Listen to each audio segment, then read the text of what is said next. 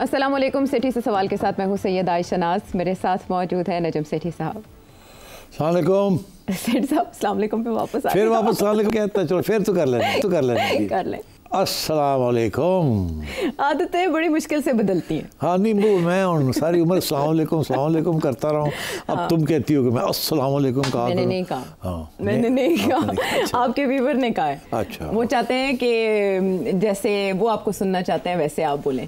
तो आपने खैर इसमें नुक्ता समझा तो आपने इसे कबूल कर लिया। अब मेरे पे एक नुक्ता उठाया जाता है कि मैं मोबाइल इस्तेमाल करती हूँ आपसे बात करते। एक्चुअली वो मोबाइल नहीं आप इस्तेमाल करती, आप खबरों के लिए चेक करती रहती है ना। अच्छा, वही इजाज़त मांगते हुए आपसे मोबाइल की इजाज़त की, क्योंकि उस पर ताज़ा खबर आई है। ताज़ा एक खबर आई है जो यहाँ से इसलिए पढ़ी हूँ, इट्स यूज़र फ्रेंडली, आपकी टिप्स पे होता है, सबको आसानी से स्क्रॉल कर लेते हैं। तो ये खबर फ़ौरन आई तो मैंने सोचा कि मैं आपके सामने रखूँ और आपसे इस पे सवाल करूँ कि जो प्रेसिडेंट डोनाल्ड ट्रंप हैं उन्होंने स्मार्टफोन्स को, कंप्यूटर्स को एंड चिप्स को न्यू टैरिफ से एक्सक्लूड कर दिया, एग्जैम्प्ट कर दिया है। वो तो 125, 145 कहाँ पहुँच रहे थे। और आपको पता है एप्पल प्लान कर रहा था कि वो ये जो इनके टैरिफ का एक ज़रब पड़ने वाली है उससे बचने के लिए कुछ ना कुछ गुंजाइश निकाले और ज़्यादा शिपमेंट्स मंगवाए। इस इकदाम से तो ऐसे लगता है कि इनका टैरिफ का प्लान एक थॉट प्रोसेस के बाद नहीं शुरू किया गया, इसके पीछे माइंड नहीं अप्लाई किया गया। हाँ, मेरा ख्याल है कोई ख़ास माइंड नहीं अप्लाई की, इसीलिए जो फॉर्मूला इस्तेमाल किया है इन्होंने कि जी कैसे निकाला जाए कि किस रेट पे टैरिफ लगाना है, वो भी फॉर्मूला सब ने रिजेक्ट कर दिया। उसमें कोई हैसियत ही नहीं है, उसकी कोई रैशनैलिटी नहीं है, कोई साइंटिफिक बेसिस ही नहीं है। मैं भी करके जनाब ठा करके लगा दिए। तो आई थिंक बेसिकली जैसे मैंने पिछले प्रोग्राम में कहा था कि ये एक गेम खेल रहा है और गेम यही थी धमकी की, और लोगों को धमकियां देके बुली करके और अपने टैरिफ को अपने हक में कुछ कराया जाए। और इसीलिए ज़्यादा डिटेल्ड वर्किंग नहीं की थी। और अब ये जो यू टर्न लिया है, पहला यू टर्न 90 दिन का, वो स्टॉक मार्केट थोड़ी हिली विली तो इनकी। उसके बाद अब ये एप्पल को और कंप्यूटर मैन्युफैक्चरर्स को रिलीफ मिल रही है। अब देखें ना, अपने एप्पल को देख लें।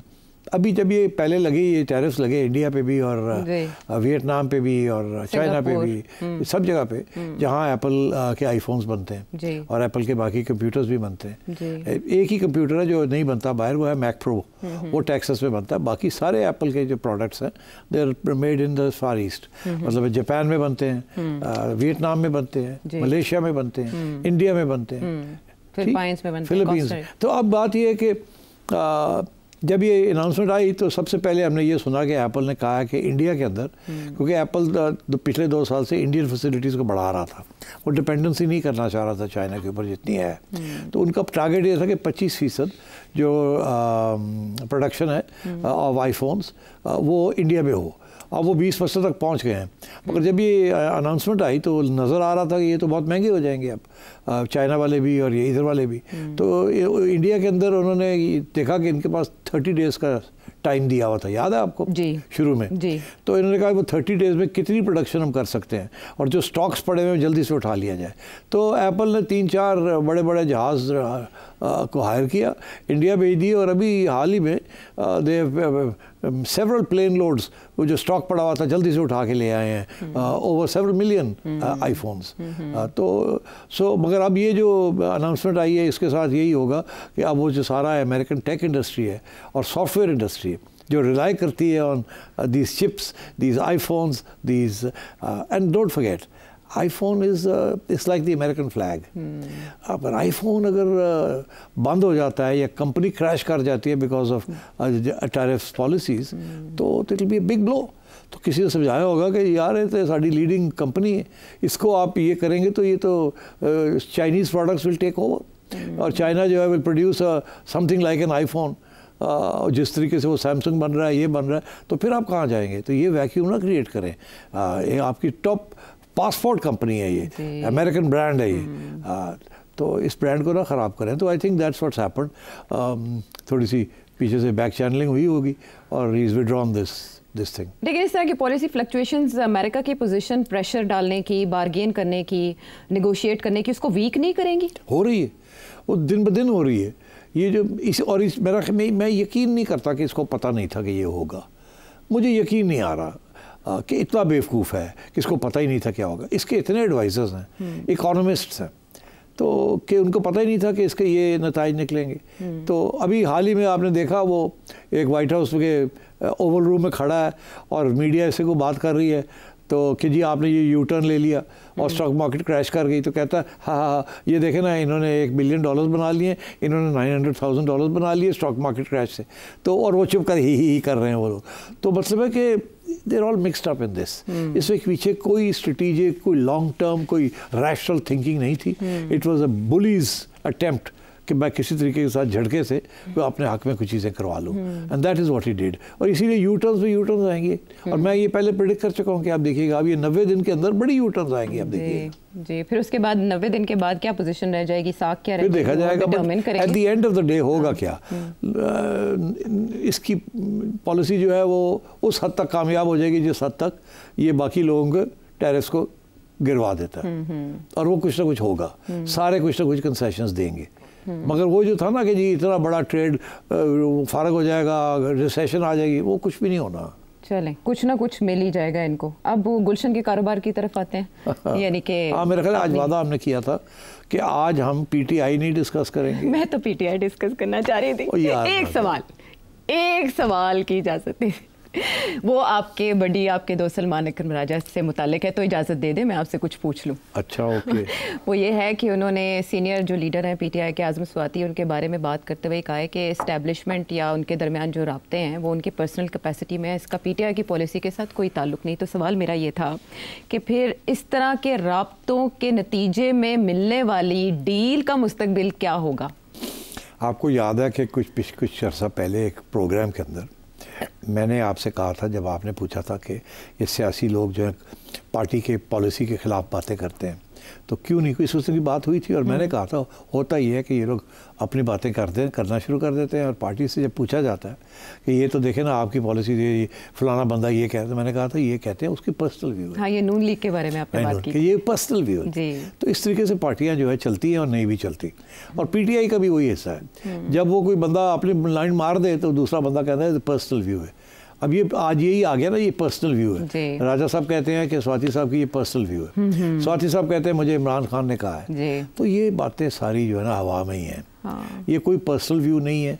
खान साहब ने सबको लगाया हुआ आगे। अच्छा। किसी को कोई हर बंदा जाके कहता है, कोई ना कोई तजवीज़ देता है, खान कहता है हाँ करके देख लो, ठीक, और वो शुरू हो जाता कहता है मुझे खान ने कहा है। तो ये इसी किस्म की कॉन्ट्रडिक्टरी पॉलिसीज़ चल रही हैं। और स्वाति साहब जो हैं वो नंबर लगवाना चाह रहे हैं एस्टेब्लिशमेंट में भी के खाते में भी और इमरान खान के भी खाते में भी। वो लीडर बनना चाह रहे हैं। अगर वो कामयाब हो जाते हैं तो वो लीडर बन जाएंगे, ठीक है ना, मगर कामयाब वो होंगे नहीं। मगर कम से कम ये तो है ना आयशा कि हर रोज़ वो टेलीविज़न पर आए हुए हैं। एक बंदा जो 6 माह से या 4 माह से गायब था, इसकी कोई हैसियत ही नहीं थी, वो आजकल सेंटर स्टेज पे आया हुआ है। सारे उसके आगे पीछे हो रहे हैं, सारे एंकर्स उसको बुला रहे हैं और वो लगा हुआ है कि जी मैं अभी नहीं बता सकता, कल गुड न्यूज़ दूंगा, मैं ये करूंगा, मैं वो करूंगा।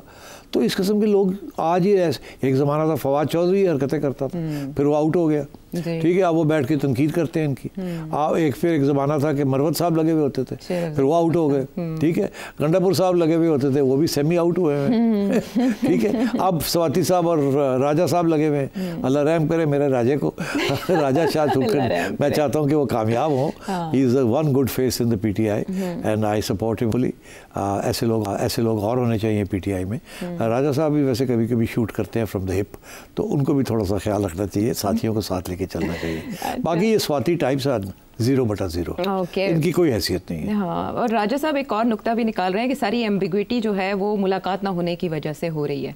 तो ये इंटेंशनली किया जा रहा है कि कहीं यहाँ बात चल जाए और वहाँ से कोई ब्रेक ना लग जाए उसको, या ट्वीट ना आ जाए। देखिए, ये इसमें तो कोई शक नहीं है ना कि अगर राजा साहब को नहीं मिलने दिया जा रहा तो फिर इसमें तो कहीं से दाल में कुछ काला है। नहीं, दाल में नहीं, सारी दाल ही काली है। सारी दाल काली काले माश की होगी। और क्या, माश की दाल चल रही है। हमें कहा जा रहा है कि जी चने की दाल है।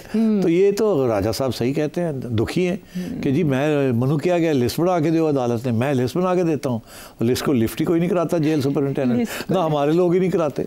ऐसे ही है ना। तो अब राजा साहब जाएँ, मिले खान को और फिर खान आके कुछ कहे, या अगली कोई हेयरिंग हो, खान वहाँ पहुँचे और खान से फिर मीडिया पूछे कि भाई किसको आप सपोर्ट करते हैं, कोई खान बोले भी ना अपने मुंह कुछ, जोड़ा जानता है वो जाके आके कहता है खान ये कह रहा है। हाँ। वो फैसल भी जाता था, वो भी यही कहता था, जो जाता है वो अपनी तरफ से आके कहता है खान ने ये कहा है। और मेरा ख्याल है खान कुछ कहता भी है और नहीं भी कहता, और लोग खुद बना भी लेते हैं। ट्विटर भी खामोश है पुरस्कार तौर पे इमरान खान साहब का, और एक ब्लॉगर हैं, इंटेलेक्चुअल भी हैं, पीटीआई के सरकर्दा रहनुमा भी हैं, उन्होंने टिप दी है कि अगर मुज़ाकरात करने हैं तो अलीमा खान से करें।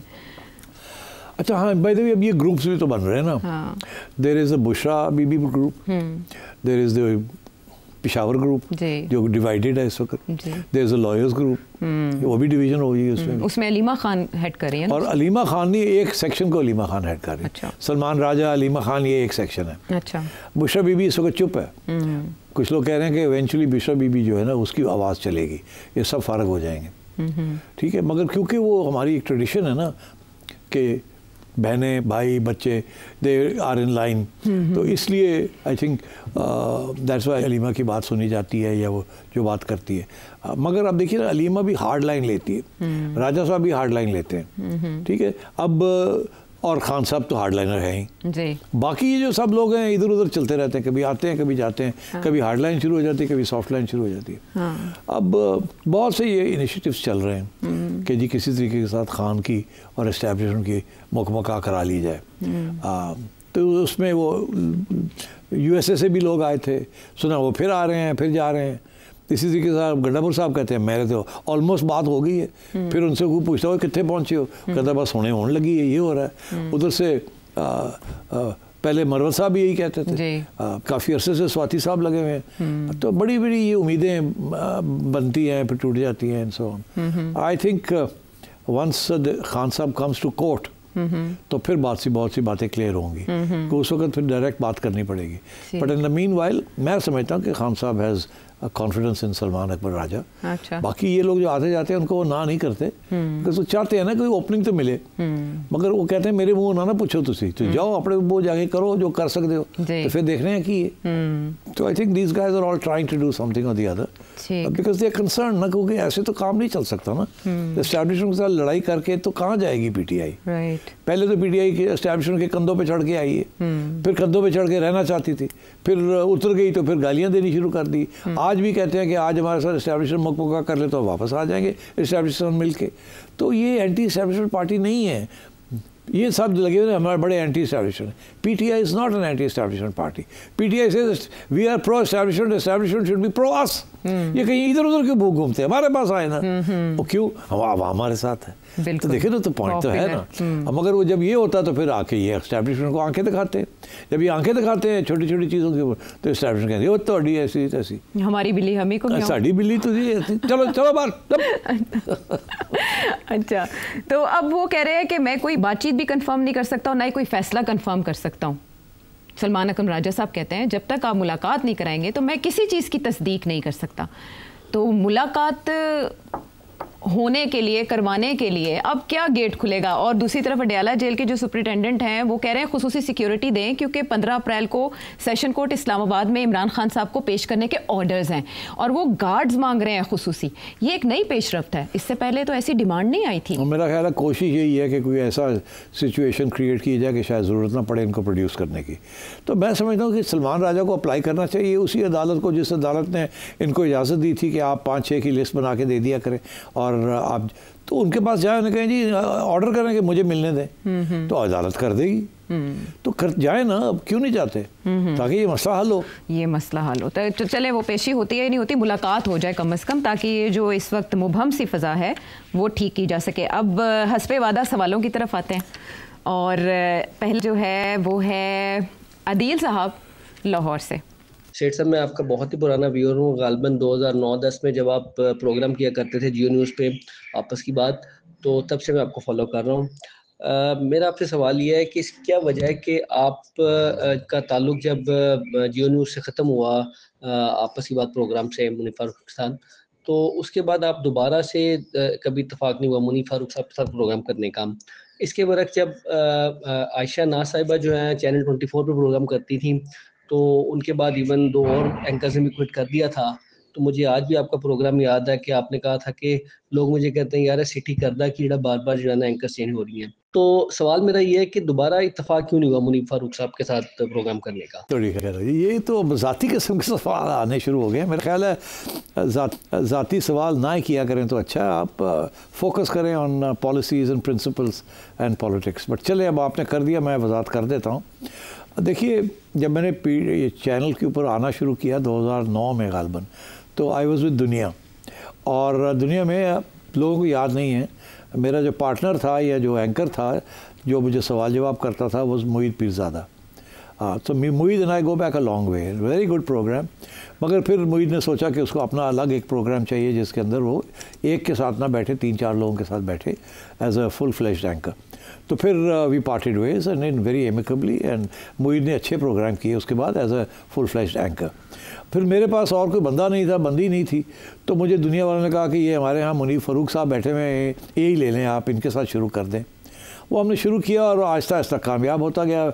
Munib was a fantastic fellow traveller and I think we made a hit. और ये 2010 से लेके 2017 तक चला ये।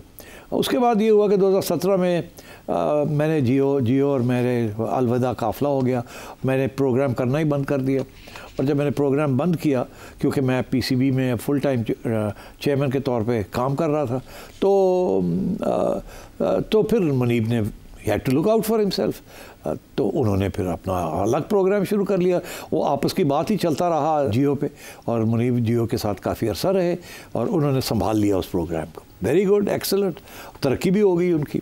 By that time he was a solid sort of anchor, और वहाँ वो रहे।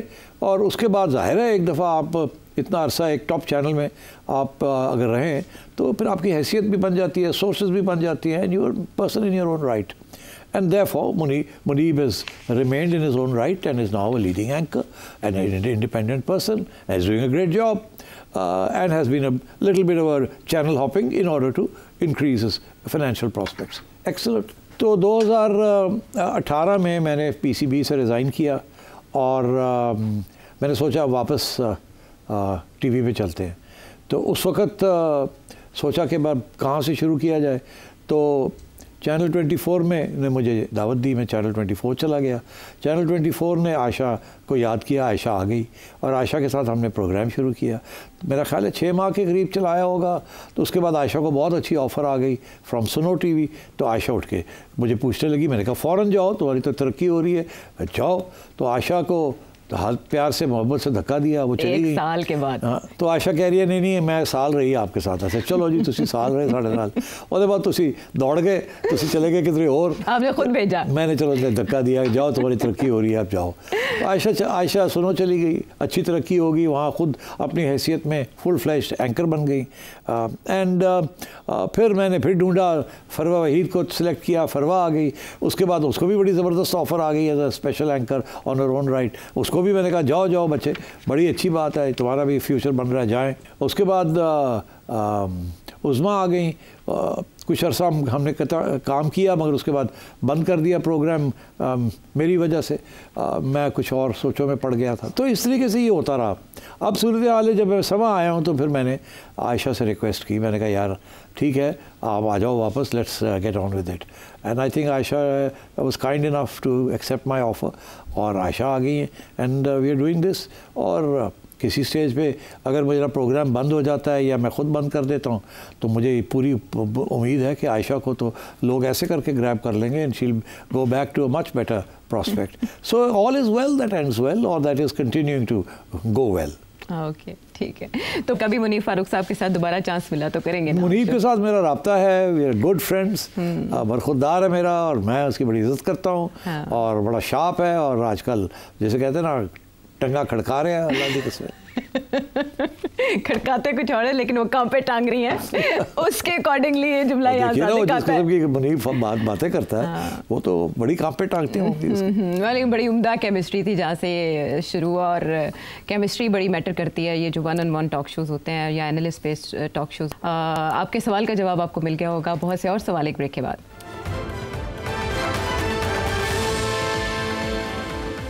Welcome back to the show. और अब बूरेवाला से उमर फारूक। फिर साहब, मैं कम से कम कोई 2 दहाइयों से जो है वो आपको पढ़ता और सुनता आ रहा हूँ। जितने भी आपके प्रोग्राम देखे हैं आज तक, उसमें मैंने जितने मुश्किल हालात क्यों ना हो, चाहे वो प्रेशर पाकिस्तान के ऊपर हो या आपकी अपनी ज़ात के ऊपर हो, आपको मैंने कभी घबराते हुए देखा नहीं, ना ही आपको मैंने ज़ेरे पे कभी कोई दुख के तासुरात देखे। वहाँ एक मौका ऐसा आया था जब फ़लस्तीन के बारे में आप बोल रहे थे, तब आप की आवाज़ जो थी उसके अंदर मैं तकलीफ़ और आपके चेहरे के ऊपर जो तासुरात थे उससे ऊपर मैं दुख जो है मैं पढ़ पा रहा था। जिस तरह आप दुखी हैं वैसे ही पूरी पाकिस्तान कौम मुस्लिम उम्मा जो है वो दुखी है। सवाल मेरा आपसे ये है कि पाकिस्तान का मिलिट्री डायरेक्टर आपको पता है वो तो एक डिफेंसिव है, हम चाह के भी कुछ नहीं कर सकते, लेकिन अगर आज MBS एक बड़ा ही तगड़ा स्टैंड ले लें तो क्या इसराइल को सब मिलके मजबूर कर सकते हैं कि वो गजा के अंदर ये जो जेनोसाइड है और जो ये जुल्म कर रहे हैं, ज्यादती कर रहे हैं, ये बंद कर दें? ये क्यों नहीं कर सकते जी? अगर मुस्लिम ममालिक जो हैं इस इत्तेफाक हो जाए तो क्या नहीं हो सकता। पैसा बहुत है मुस्लिम ममालिक के अंदर, आबादी बहुत है, पावर बहुत है, मगर यूनाइटेड नहीं है ना। अब ये मुख्तलिफ ब्लॉक्स बने हुए हैं और मुख्तलिफ अलाइंसेस बने हुए हैं इंपीरियलिस्ट पावर्स और सोशल इंपीरियलिस्ट पावर्स के साथ। तो ये दैट्स द प्रॉब्लम। तो ये थ्योरी में बात करना एक बात है, प्रैक्टिस में बात करना दूसरी बात है। आज अगर OIC एक प्लेटफॉर्म पे हर चीज़ तय करनी शुरू कर दे कि इजरायली इन्फ्लुएंस को कैसे कम करना है, तो क्यों नहीं कामयाब हो सकते हैं। मैं एग्ज़ाम्पल देता हूँ आपको।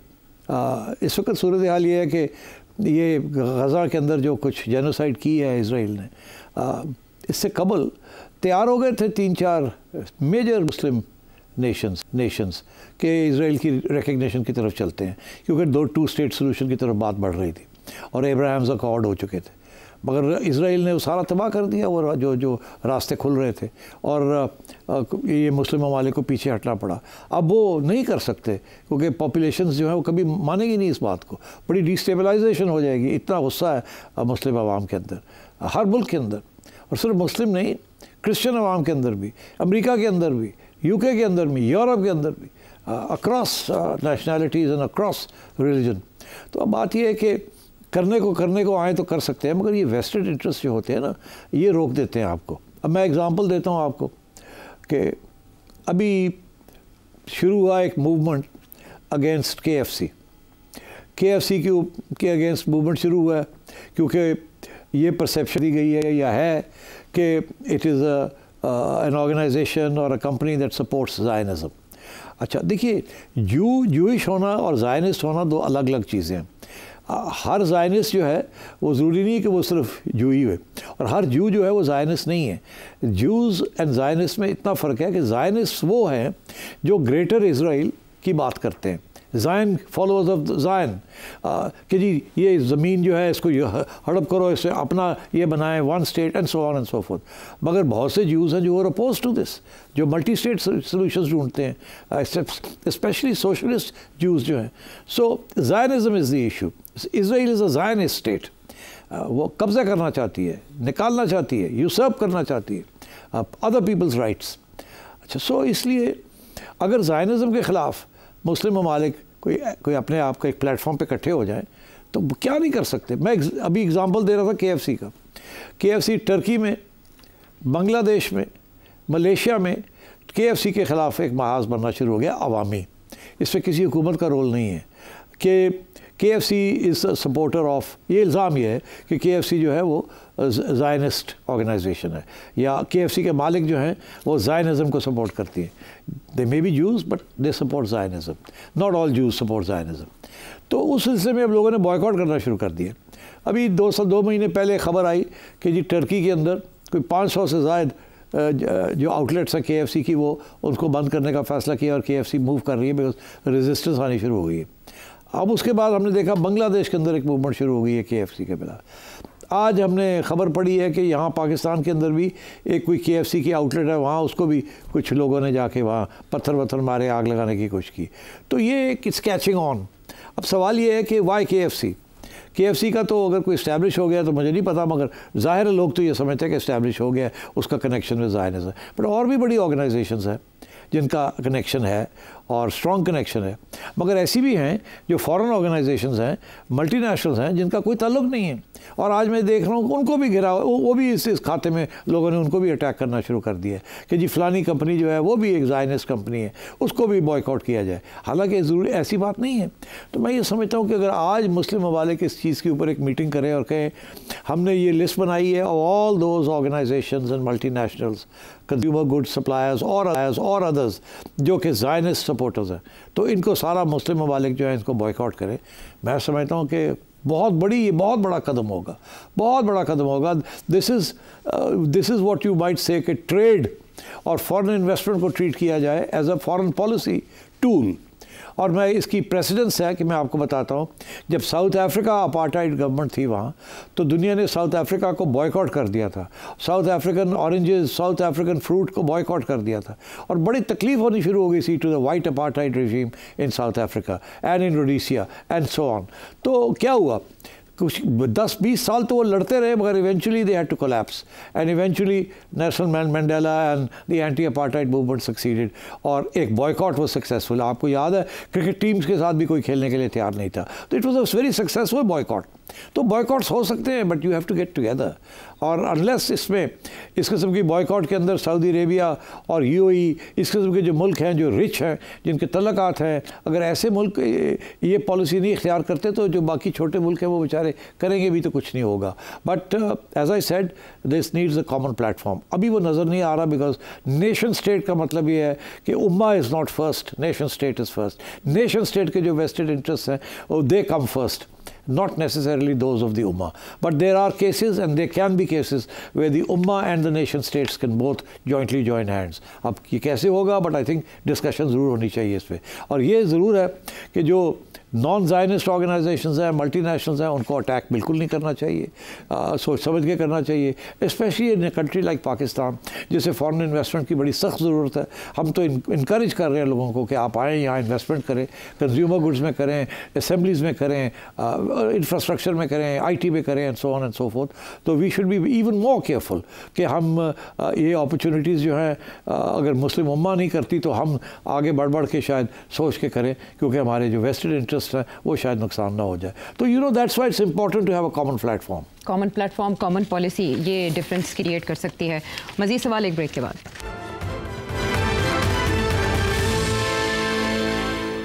Welcome back to the show. और अब फैसलाबाद से ज़हीर अहमद साहब।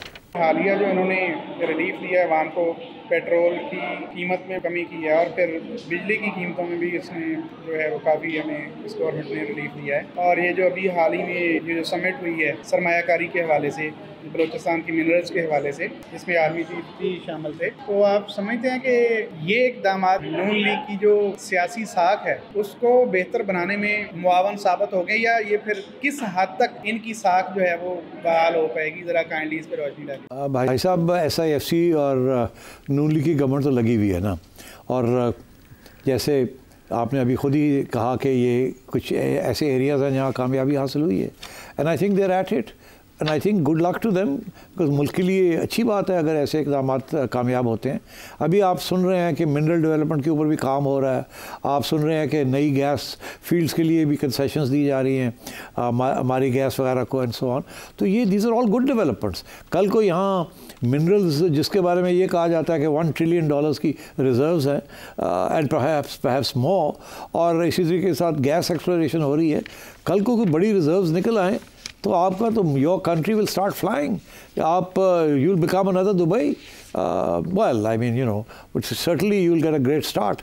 तो इसलिए I think this is a good combination of SIFC and Noon League. अफसोस इस बात का कि PTI जो है वो अपोज कर रही है हर इसी किस्म के इनिशिएटिव्स को, बिकॉज उनको दुख ये है कि उनका लीडर जेल में है और वो हर किस्म के हरबा इस्तेमाल करेंगे प्रेशर डालने के लिए on the Noon league SIFC combination या कॉम्बो। तो वो अपनी सियासत कर रहे हैं, बट मेरा ख्याल है वो कामयाब नहीं हो रही। तो शायद अच्छी बात है वो कामयाब नहीं हो रही। कामयाबी अगर उनको चाहिए तो सियासी बातें करें जिसमें मुल्क का नुकसान ना हो और उनका फ़ायदा हो जाए, और ऐसी स्ट्रेटजी इख्तियार करें जिसमें एज आई सेड मुल्क का नुकसान ना हो। ठीक है। और अब अदील जिन्होंने पहले भी एक सवाल पूछा, उन्हीं का एक और रेलेवेंट क्वेश्चन लाहौर से। सेठ साहब, मैं आपको दूसरों की तरह वज़ीर-ए-आज़म या सदर तो नहीं बनाना चाहता, लेकिन मैं ये ज़रूर चाहता हूँ कि आपको इख्तियार दिया जाए कि इलेक्शन में रिफॉर्म की जाए। इसमें ज़रूर प्लीज़ एडवाइस कीजिएगा कि किस तरह से इलेक्शन को शफाफ बनाया जा सकता है। मुझे बताएं कौन सी इलेक्शन इस मुल्क में साफ़ और शफाफ हुई है by international standards, except the one in 1970। बाकी तो सारी इलेक्शंस जो है मोर और लेस इल्ज़ामबाजी तो लंबी हुई है। मैं समझता हूँ 2013 की इलेक्शन भी काफ़ी साफ़ शफाफ थी। मगर अब बात यह है कि कैसे अगली इलेक्शंस को साफ शफाफ रखा जाए। देखिए, इसके दो तरीके, दो इसके पहलू हैं। एक है एडमिनिस्ट्रेटिव और एक है सियासी। अब जब तक सियासी जो पहलू है वो रिजॉल्व नहीं होगा कि इस्टेब्लिशमेंट का रोल क्या है, सियासी जमातें एक दूसरे को टॉलरेट कितना करना है, कितना कर सकती हैं, लिव एंड लेट लिव है, गवर्नमेंट्स को कंप्लीट करनी है टर्म, ये सारे जो रूल्स ऑफ द गेम है जब तक ये सेटल नहीं होते तो ये लड़ाई झगड़े चलेंगे और हर इलेक्शन जो है वो जैसे कहते हैं दाग होगा उसके ऊपर, बिकॉज कोई ना कोई घपला होगा। हर या सियासी जमात करेगी या इस्टेब्लिशमेंट करेगी। This is one of the reasons. तो पहले तो ये है कि पॉलिटिकली हमें रूल्स ऑफ द गेम जो हैं, which is constitutional rules of the game, और उसमें बिल्कुल कोई शक नहीं है खान साहब को ऑन बोर्ड होना पड़ेगा। खान साहब जो है इस वक्त ऐसे बातें करते हैं जैसे उनके लिए आइन भी कुछ नहीं है और सियासी जमातें भी कुछ नहीं, सबको फारग करें और वो एक वन पार्टी स्टेट रूल करे। That's not acceptable. तो खान साहब को भी अपने हाई हॉर्स से, घोड़े से नीचे उतरना पड़ेगा अगर आप समझते हैं कि इलेक्शन फेयर चाहिए उनको। तो पहली बात। दूसरी बात यह एडमिनिस्ट्रेटिव में भी आपने देखा जो गवर्नमेंट आती है वो चाहती है कि यार कोई इस तरीके से एडमिनिस्ट्रेटिव मेजर्स किए जाएँ जिससे उन्हें कोई एज मिल जाए। इसीलिए वाहिद मुल्क है, इंडिया में नहीं है, हमारे और भी मुल्कों में नहीं है कि neutral governments, care taker governments बनानी पड़ती है, बिकॉज एतमाद ही नहीं होता। मगर अब सूरत हाल ये है कि केयर टेकर गवर्नमेंट्स भी जो है ना उनके ऊपर भी इल्ज़ाम लगने शुरू हो गए, क्योंकि उसमें भी इस्टेब्लिशमेंट का हाथ होता है, किसको लगाते हैं या नहीं लगाते, या जाने वाले लोग वो क्या करते हैं क्या नहीं करते। तो इसलिए मेरा ख्याल है इसमें establishment, government, opposition all have to sit and rules बनाने पड़ेंगे जिसके साथ जो भी इलेक्शन हो वो उसके ऊपर दाग ना लगे और फिर उसके बाद जो भी रिज़ल्ट आता है उसको माना जाए। अब इसमें पहला कदम तो ये है कि election commission of Pakistan, it should be very strong, it should be very independent, और उस वक्त तक जब तक ये इंडिपेंडेंस उसकी अश्योर नहीं हो जाती तो उस वक्त तक सेटलमेंट नहीं होनी चाहिए। मगर आपने देखा कि फ़खरुद्दीन इब्राहिम साहब की इलेक्शन कमीशन 2013 में बड़ी इंडिपेंडेंट थी, अच्छी इलेक्शन हो गई, तकड़ी थी। मगर 2018 में और 2024 में इलेक्शन कमीशन वाज वीक और आपने देखा फिर क्या हुआ। इसी तरीके से रूल्स ऑफ द गेम नहीं थे 2018 में और 2024 में। तो you know these are the problems. But इसमें बेसिक इशू यही है कि अगर नीयत ठीक हो तीन लोगों की, तीन major stakeholders, the main parties, the establishment and the judiciary। अभी प्रॉब्लम यह है कि जुडिशरी जो है वो इंसाफ नहीं देती, टिल्ट हो जाती है, कभी इधर चली जाती है, कभी उधर चली जाती है, कभी अपने पाँव पे खड़ी होकर तो सबको घुमाना शुरू कर देती है, ऐसे जैसे कि एक ऐसी आज़ाद और सुप्रीम पार्लियामेंट से भी ऊपर जुडिशरी है। तो सबसे पहले तो जुडिशरी का मसला है, फिर इस्टेब्लिशमेंट भी मसला है, वो किसी को पसंद करते हैं, किसी को नहीं करते, किसी की पॉलिसी को एक्सेप्ट करते हैं, किसी की पॉलिसी को नहीं एक्सेप्ट करते, एंड सो ऑन। और फिर सियासी जमातें हैं जो एक दूसरे को मानती नहीं है, दूसरे को ख़त्म ही करना चाहती हैं। तो ये इस किस्म के इश्यूज़ हैं। आई थिंक ये इसका आसान आंसर नहीं है, बट इब्तदा हो सकती है और वो ऐसे ही है कि वो पार्लियामेंट के अंदर बैठ के जो सियासी जमातें हैं वो तय करें कि आपस में बैठ के, और खान साहब भी पार्लियामेंट में बैठे हों, अपोजिशन भी पार्लियामेंट में, या आज की गवर्नमेंट कल की अपोजिशन एंड सो ऑन, ये बैठे वहाँ ये रूल्स बने, सब उसके ऊपर इत्तेफाक करें and then they can try and have them implemented. और इसमें मेरा ख्याल है जुडिशरी को भी इन्वॉल्व कर लेना चाहिए कि ये रूल्स बने, you have to protect and defend these rules. But I think it's a tall order, because tolerance नहीं है, लड़ाई झगड़े बहुत ज़्यादा हैं, हेट्रेड्स हैं, नफ़रतें हैं, और एक दूसरे के ऊपर इतने ख़तरनाक किस्म के इल्ज़ाम लगाए हुए हैं, हर एक नहीं, कि एक दूसरे को टॉलरेट नहीं किया जा रहा। तो इट्स अ सैड सिचुएशन। बहुत बार ये TORs बनाने के लिए इलेक्शन शफाफ कोशिशें की जाती रही, लेकिन पार्टीज़ कभी एक लाहे अमल पर नहीं आई। सेठ साहब, जो इससे पहला सवाल था ना, उसमें आपने ये कि नून लीग को फ़ायदा होगा या नहीं, मेरे पास एक इसका एडिशनल क्वेश्चन था, उस वक्त मिस हो गया, कि क्या जो परफॉर्मेंस है वो पॉपुलैरिटी का तोड़ हो सकती है? क्यों नहीं हो सकता? देखिए, पाकिस्तान जो है अनइवन जगह है, हर जगह पे एक लेवल की पोलिटिसाइजेशन नहीं है। पंजाब में और किस्म की पोलिटिसाइजेशन है, KP में और किस्म की है, सिंध में और किस्म की है, बलूचिस्तान में और किस्म की है। Different issues are important in different areas और प्रोविंसेस। तो इसलिए इस वक्त खान साहब की सबसे ज़्यादा पॉपुलैरिटी है, पर इसका ये मतलब नहीं है कि बाकी सियासी जमातें आर अनपॉपुलर, उनके भी अपना वोट है। प्रॉब्लम हमारा क्या आता है? प्रॉब्लम ये है कि ये जो सिस्टम है ना हमारा ब्रिटिश सिस्टम, जैसे अंग्रेजी में कहते हैं first past the post system, कि आपने 1 लाख वोट लिए, मैंने 1,10,000 लिए, मैं जीत गया, आप फारग हो गए। प्रोपोर्शनल रिप्रेजेंटेशन है ही नहीं कि अगर आपको 1 लाख मिले और मुझे 1,10,000 मिले हैं तो सारा का सारा खाता मैं ना ले जाऊं। ये बड़ी लॉपसाइडेड बात हो जाती है। पता चला जी कि आपको 6 मिलियन वोट्स मिले हैं इलेक्शन में और मुझे मिले हैं 6,000,000.15 से 2 लाख ज़्यादा मिल गए हैं, तो आपको पार्टी वाइप आउट होगी और आप सारे ले गए हैं। ये भी हो जाता है। तो ये I think you need to change these rules. Proportional representation अगर आप करें तो you will have a much better representation. अब ये है कि क्या ये जो सब कुछ हो रहा है इसमें फ़ायदा हो सकता है? मैं समझता हूँ कि कल को अगर ये प्रोपोर्शनल रिप्रेजेंटेशन के रूल्स ले आते हैं तो डेफिनेटली PTI को नुकसान होगा और नून लीग को और पीपल्स पार्टी को फ़ायदा हो जाएगा। बिकॉज ये जो सारे इक़दाम हैं इसके साथ इनकी अपनी कंस्टिट्यूंसीज तो बन रही हैं, वो गई तो नहीं है, वो कभी इमरान के लिए बहुत से ऐसे जो नहीं वोट करें, रिवाइव हो रही हैं, वो डॉर्मेंट पड़ी हुई हैं, चुप पड़ी हुई हैं, शायद वो वोट ही ना करें। मायूसी। मगर जब ये सहूलतें उनको मिलनी शुरू हो जाएंगी तो छोटी छोटी एरियाज़ में कंस्टिट्यूंसीज बननी शुरू हो जाती हैं। और अगर इमरान खान की जो पार्टी है उसकी पॉपुलैरिटी जो है वो बढ़ती नहीं है तो दूसरों की तो बढ़ सकती है ना। ये तो ज़रूरी नहीं है कि जी दूसरे जो है आपस में बिखरे हुए हैं, कल को इधर से वोट लिया पीपल्स पार्टी रह जाए और नून लीग बढ़ जाए, तो ये इट्स इंटायरली पॉसिबल। और फिर ये जो सिस्टम है ना जहाँ इंडिपेंडेंट्स भी हैं, लोगों की अपनी कंस्टिट्यूंसीज भी हैं, एक बंदा है उसको पता है कि अगर मैं PTI के टिकट पे खड़ा होऊंगा तो मुझे 1.25 लाख वोट मिल जाएगा, मैं नून लीग के ऊपर खड़ा होऊंगा तो मुझे 60,000 मिलेंगे, ठीक। मगर हालात ऐसे बदलते हैं कि वो समझता है कि अच्छी चांस है कि मेरी अब जो 60 है ये 80 हो जाए और PTI जो है उसकी जो 1.25 लाख है वो 90 पे आ जाए तो मेरी अच्छी चांस है। तो ये थी दीज थिंग्स हैपन। फिर कैंडिडेट्स आर वेरी इंपॉर्टेंट, किस कैंडिडेट को दिया किसको नहीं दिया, जिसको नहीं दिया वो PTI के कैंडिडेट को अंडरमाइन करे, ये लोकल पॉलिटिक्स भी बहुत चलती है। तो इसलिए आई थिंक ये नहीं आप कह सकते हैं कि जो मर्जी आई हुकूमत करे तो PTI ही इलेक्शन जीतेगी, दैट्स नॉट द केस। ये यकीनी तौर पर अगर ये गवर्नमेंट की परफॉर्मेंस अच्छी रही और 3-4 साल ये चल गई और PTI के अंदर ऐसी लड़ाई झगड़े चलते रहे और कोई सोल्यूशन ना नजर आई तो this the Noon League and PPP has a good chance of genuinely winning an election. Game बदल सकती है। Too far away right, too far away, but chances हैं उनके। अब सऊदी अरब से साजिद मलिक साहब, हमारे पास सिर्फ 1 मिनट होगा। सर PTI की सोशल मीडिया टीम और यूट्यूबर खास तौर पर जो बैरून मुल्क बैठे हैं, PTI सर जब भी मुज़ाकरात की तरफ बढ़ती है एस्टेब्लिशमेंट के साथ, ये सोशल मीडिया टीम और यूट्यूबर उनके पीछे लग जाते हैं, उनको गद्दार मुनाफिक यजीद कहने लग जाते हैं। अगर सर ये चाहते क्या है? क्या ये चाहते हैं खुदा न खास्ता इमरान खान लंबी जेल में रहे, या खुदा न खास्ता को उसके साथ जेल में कोई हादसा पेश आ जाए जिसके बाद ये उसका मकबरा बनाएं, चादरें चढ़ाएं, कवाली करें और इनका बिजनेस एक लंबे अरसे तक चल सके? इस पर सर तजिया दें आखिर ये चाहते क्या? और PTI इससे लातल्की का ऐलान क्यों नहीं करती? PTI को या इमरान खान को इसके बारे में क्यों नहीं समझ आ रही? मेरा ख्याल है खान साहब को तो समझ आ रही है, मगर मेरा ख्याल अप्रूव करते हैं इस पॉलिसी को, जिससे वो टॉक फाइट। उनका ये कहना है कि अगर हमने लड़ाई करनी छोड़ दी तो हमें भूल जाएंगे, हमें ताले लगा के ताले की चाबी फेंक देंगे इस्टेब्लिशमेंट वाले।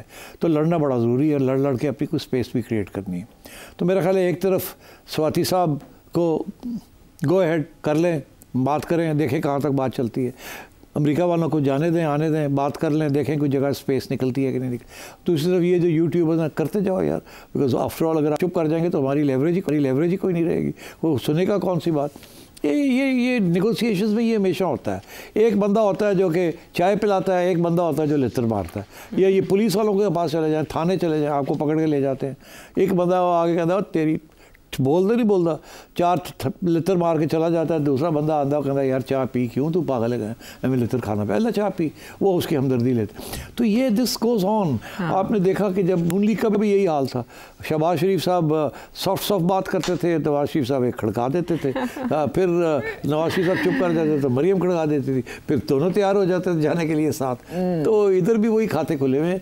ये किसी न किसी स्टेज पे वो कहते हैं पानी अपने लेवल पे आएगा, अगर वो वक्त अभी आया नहीं है। वो वक्त उस वक्त आएगा जब एस्टैब्लिशमेंट किसी किस्म के प्रेशर के अंदर आएगी। अभी वो प्रेशर नहीं आया। हमारा वक्त आ गया इजाजत लेने का। हमारे ऊपर प्रेशर आ गया कि अब अलविदा काफिला। इसी साथ ही इजाजत है अगले प्रांत के लिए। अल्लाह निगहबान।